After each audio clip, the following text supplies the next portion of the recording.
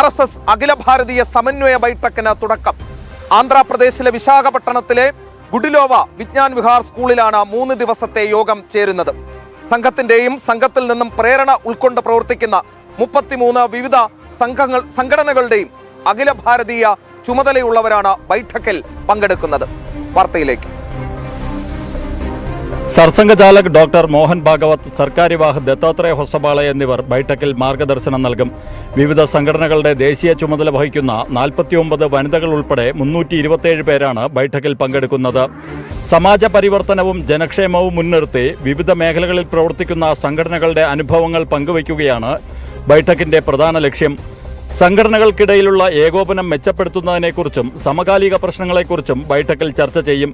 ജനസംഖ്യ അസന്തുലിതാവസ്ഥ സൃഷ്ടിക്കുന്ന ആശങ്കകളും അവയുടെ പരിഹാരങ്ങളും, മയക്കുമരുന്ന് വ്യാപനത്തിനെതിരായ നീക്കങ്ങൾ, യുവാക്കളിൽ ദേശീയമായ ഉണർവ് സൃഷ്ടിക്കുക എന്നിവയോടൊപ്പം സംഘശതാബ്ദിയിൽ മുന്നോട്ട് വെച്ച പഞ്ചപരിവർത്തനവും ബൈഠക്കിൽ ചർച്ചയാകും.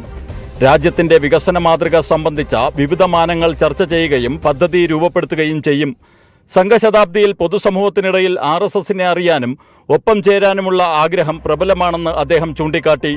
2025 ജനുവരി മുതൽ ജൂലൈ വരെ ജോയിൻ RSSലൂടെ ഇത്തരത്തിൽ രജിസ്റ്റർ ചെയ്തത് 55,423 പേരായിരുന്നു. 2026 ഇതേ കാലയളവിൽ രജിസ്റ്റർ ചെയ്തവരുടെ എണ്ണം 1,23,287 ആണ്.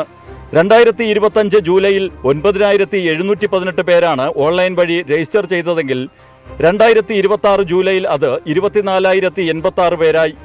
ഇതിൽ 65% പേരും 30 വയസ്സിൽ താഴെയുള്ളവരാണ്. ജിഹാദി മാവോയിസ്റ്റ് സംഘടനകൾ യുവാക്കളെ സ്വാധീനിക്കാനും രാജ്യവിരുദ്ധ നീക്കങ്ങളുടെ ഭാഗമാക്കാനും ശ്രമം നടത്തുന്നുണ്ട്. ഈ സാഹചര്യത്തിലാണ് യുവാക്കളിൽ ദേശീയമായ ഉണർവ് സൃഷ്ടിക്കുക എന്നതിന് RSS പ്രാധാന്യം നൽകുന്നത്. ജനം, ഡൽഹി.